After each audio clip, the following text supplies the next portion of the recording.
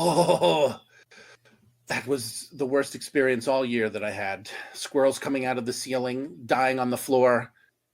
I can't get that out of my head. James, what kind of office you running here? Wow. Okay, so what? How do you feel about that now?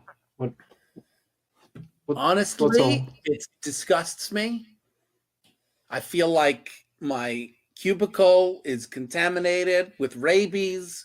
I'm imagining that there's like squirrel feces in the ceiling. It's driving me crazy. I can't even sit here anymore.